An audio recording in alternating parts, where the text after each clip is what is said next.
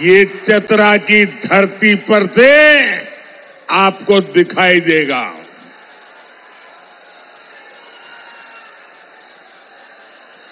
साथियों, 3 चरणों के चुनाव के बाद ही कांग्रेस और उसके साथियों ने एक तरह से अपनी हार स्वीकार कर ली है। इंडी गठबंधन के एक बड़े नेता ने कहा है कि सभी ये जो फोटो लेके आए हैं ना, नीचे रखो, पीछे लोग परेशान हो रहे हैं।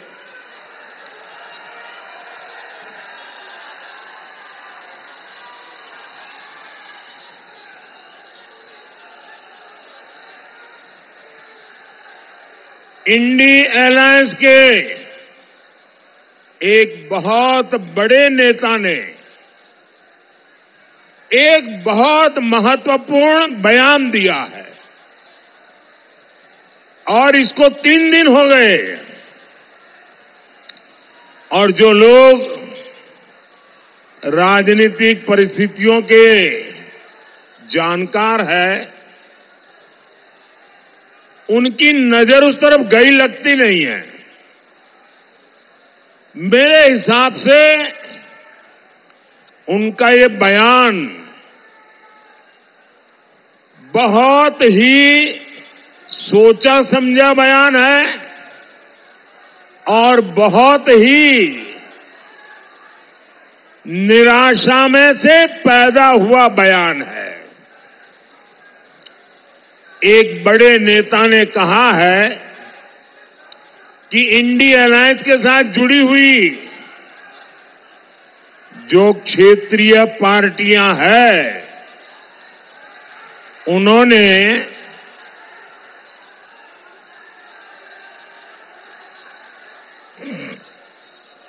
ये 5-10 लोग हैं, उनको दिखता नहीं है, सबको परेशान करेंगे क्या?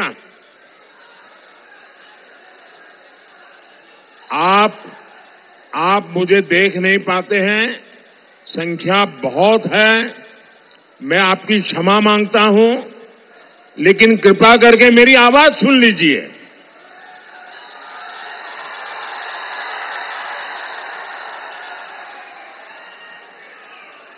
और मेरे चेहरे को क्यों, मैं तो दिल की बात करने आया हूं आपसे। साथियों,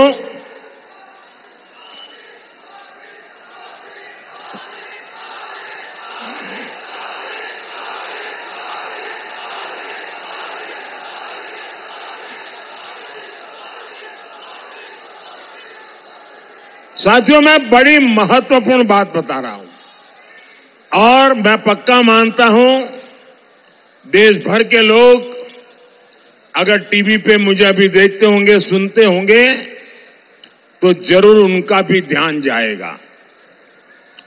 ये महत्वपूर्ण झारखंड के लिए भी है, ये महत्वपूर्ण देश के आने वाले दिनों के घटनाक्रम से जुड़ा हुआ है।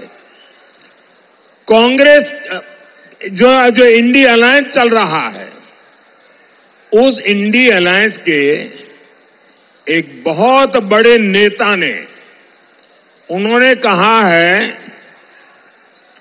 कि चुनाव के बाद जो छोटे छोटे राजनीतिक दल हैं, उन सब ने कांग्रेस में विलय कर देना चाहिए। और ये बयान कांग्रेस के नेता का नहीं है, एक छोटी पार्टी के नेता का बयान है, लेकिन बड़े नेता का बयान है। उन्होंने कहा कि ये जो छोटे छोटे दल हैं, जेएमएम जैसे, उन सब ने अपना विलय कांग्रेस में कर देना चाहिए। मैं सोच रहा था कि उन्होंने ऐसा सुझाव क्यों दिया। उनके मन में इतनी हताशा, इतनी निराशा घर कर गई है कि 4 जून के बाद अपनी पार्टी का अस्तित्व मिटाकर कुछ दिन गुजारा करने के लिए वो सोच रहे हैं। वो क्षेत्रीय पार्टियों का जो भी इंडी अलायंस की साथी है, उनका अस्तित्व खत्म कर देना चाहते हैं। और सोचने के बाद और पिछले 3 चरण के मतदानों के रुझान के बाद मुझे बराबर समझ आया कि उन्होंने ऐसा क्यों कहा है। क्योंकि उनके मन में पक्का हो गया है कि कांग्रेस और उसके साथी सब मिलाकर के भी मान्य विपक्ष को जितनी सीटें चाहिए, ऑपोजिशन को जितनी सीटें चाहिए, जो 10% होती है, यानी करीब करीब 50 के ऊपर थोड़ी, लेकिन उनको लग रहा है इतनी भी नहीं आएगी। और अगर विलय कर देंगे तो फिर हमारे पूरे समूह को हो सकता है मान्य विपक्ष के रूप में मान्यता मिल जाए। आप देखिए, देश की जनता ने ये तिकड़म लड़ाने वालों को कैसा सबक सिखाया है। 3 चरणों में ही ऐसा सबक सिखा दिया है कि वे विलय करके मान्य विपक्ष के लिए जगह ढूंढ रहे हैं। और इसके लिए मैं देशवासियों को एडवांस में बधाई देता हूं। भाइयों बहनों, मैं अभी उड़ीसा से आ रहा हूं। उसके 1 दिन पहले मैं तेलंगाना में था। तेलंगाना में, उड़ीसा में, आंध्र में, इन सब स्थानों पे जाके आया हूं। मैं साथियों बड़ी जिम्मेवारी के साथ कहता हूं कि इस चुनाव के साथ साथ जहां विधानसभा के चुनाव भी चल रहे हैं, जैसे उड़ीसा में है, आंध्र में है, अरुणाचल प्रदेश में है, जहां जहां विधानसभा के चुनाव भी साथ में है, सिर्फ दिल्ली में 400 पार करेंगे इतना ही नहीं, विधानसभा में भी भारी बहुमत से एनडीए की सरकारें बनेगी।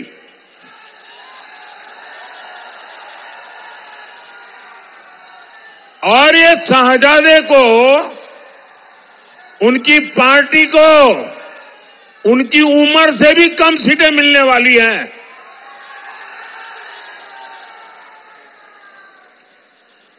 आज देश में जहां जहां जाता हूं, एक ही स्वर में,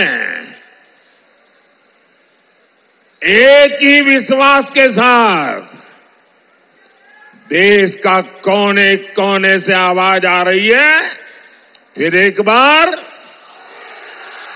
फिर एक बार, फिर एक बार। साथियों, 2024 का लोकसभा चुनाव ये सिर्फ सरकार बनाने का चुनाव नहीं है। ये चुनाव देश बनाने का चुनाव है। ये चुनाव चोर लुटेरों से देश को बचाने का चुनाव है। ये चुनाव आपके बच्चों का भविष्य सुनिश्चित करने के लिए चुनाव है।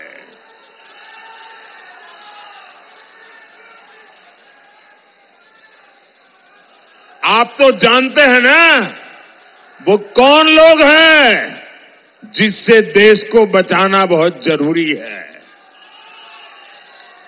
जेएमएम, कांग्रेस और इंडी गठबंधन के जो कारनामे हैं, उनकी जो सोच है, उनकी जो दिशा है,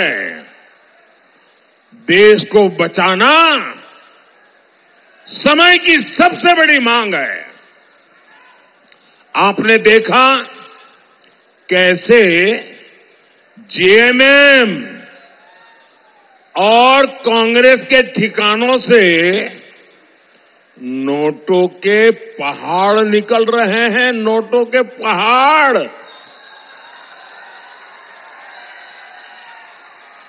यहां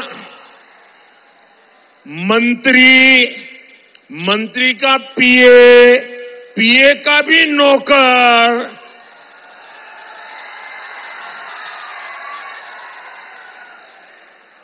और मैंने तो कभी अपनी आंखों से इतनी नोटें नहीं देखी है। यहां नोटों के पहाड़ उगाने का काम झामुमो, जेएमएम और कांग्रेस ने किया है। और बेशर्मी देखिए, इतनी नोटें निकलने के बाद शर्म से माथा झुक जाए, कोई आंख तक ऊंची न करे, ये ऐसे बेशर्म है, इनको कोई परवाह नहीं है। और तब देश के लिए संकट बहुत गहरा हो जाता है। आप सोचिए, जब कर्मचारियों के घरों से करोड़ों रुपए मिल रहे हैं, तो मालिकों की तिजोरी में कितना काला धन होगा। कांग्रेस के सांसद के पास से तो 300 करोड़ से ज्यादा कैश मिला। अरे नोट गिनने वाली मशीनें गिनते गिनते खराब हो गई, मशीनें हाँफने लग गई। गिनते थे लेकिन नोट खत्म नहीं होती थी। जरा मेरे भाई बहन बताइए, ये पैसा किसका है? ये पैसा किसका है? ये पैसा किसका है? ये पैसा किसका है? आपके घर में थे। अगर कोई 5,000 रुपए भी चोरी कर जाए तो आप चोर को सजा मिले चाहते हो कि नहीं चाहते हो? चोर पकड़ा जाए चाहते हो कि नहीं चाहते हो? चोर जेल जाए चाहते हो कि नहीं चाहते हो? तो देश के लूटने वाले जेल जाने चाहिए कि नहीं जाने चाहिए? देश को लूटने वाले जेल में रहने चाहिए कि नहीं रहने चाहिए? ये पैसा आपका पैसा है। ये पैसा झारखंड के लोगों का पैसा है। और ये पैसा आपसे लूटने वालों के खिलाफ मैं पूछना चाहता हूं, कड़ी से कड़ी कार्रवाई होनी चाहिए कि नहीं चाहिए? कौन कर सकता है कार्रवाई? ये कड़ी कार्रवाई कौन कर सकता है? कौन कर सकता है भाई? जिसके ऊपर कोई दाग नहीं लगा है ना, वो आपका बेटा मोदी कर सकता है जी।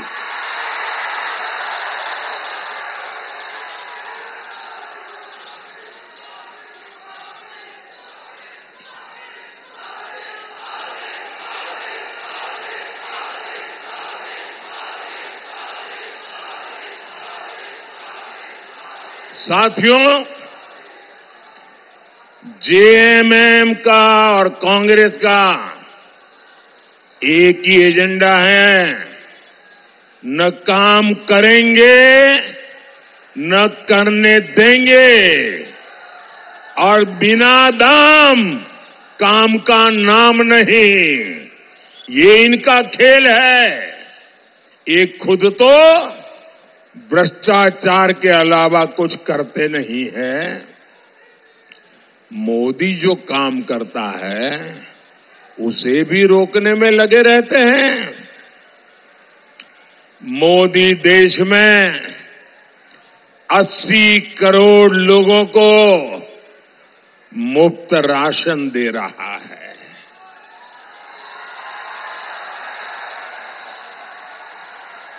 साथियों, मैं गरीब परिवार में पैदा हुआ हूं।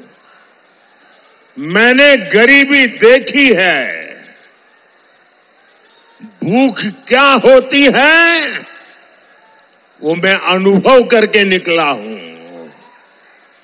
और इसलिए मैं नहीं चाहता हूं कि मेरे देश का कोई बच्चा भूखा सो जाए। इसलिए मैं चाहता हूं कि मेरे देश के गरीब के घर का चूल्हा जलता रहना चाहिए। और इसलिए केंद्र सरकार 80 करोड़ लोगों को मुफ्त राशन का पूरा खर्च उठाती है। लेकिन झारखंड में इन लोगों ने राशन बांटने की व्यवस्था तबाह करके रख दी है। ये चाहते हैं मोदी का भेजा राशन आपको मिले ही नहीं।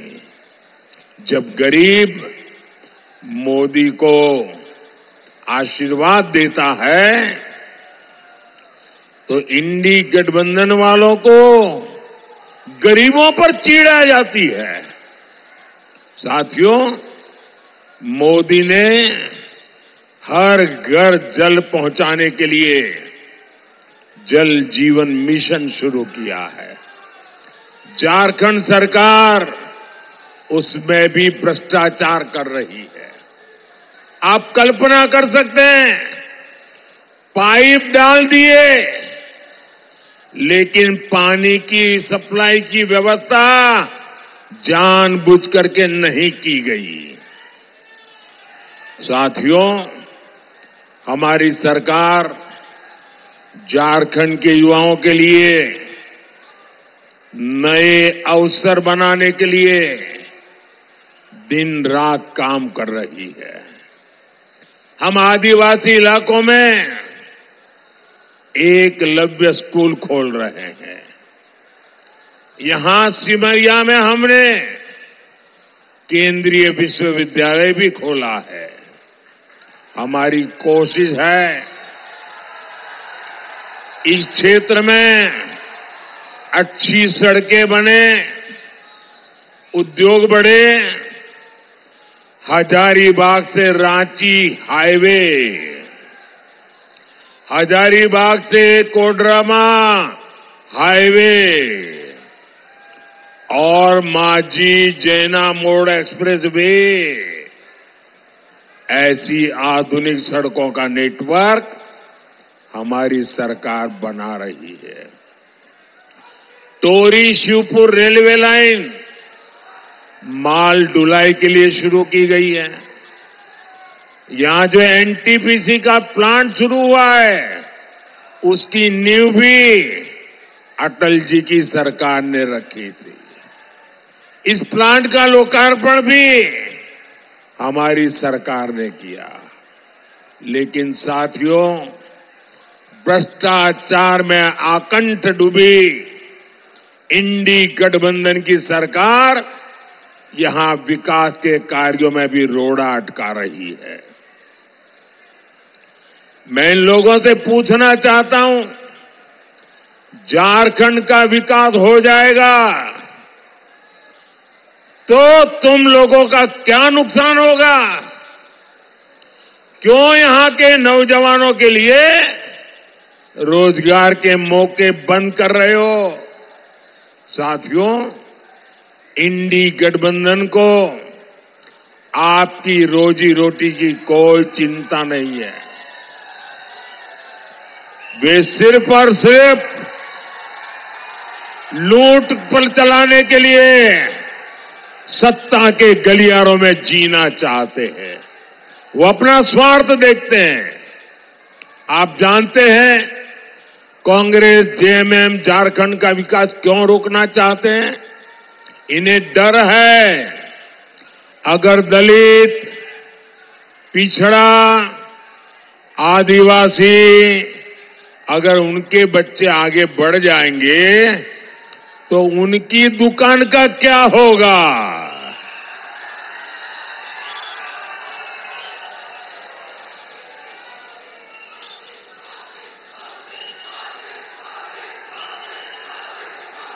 एक तरफ मोदी है जो स्थानीय भाषाओं में डॉक्टरी की, इंजीनियरिंग की पढ़ाई शुरू करवा रहा है। मैं चाहता हूं कि मेरे आदिवासी भाई बहनों के बच्चे भी ज्यादा से ज्यादा डॉक्टर, इंजीनियर बने, लेकिन कांग्रेस जेएमएम को आपके बच्चों के भविष्य की परवाह नहीं है। आपको याद है ना, चुनाव से पहले जेएमएम ने हर साल 5 लाख नौकरी देने का वादा किया था।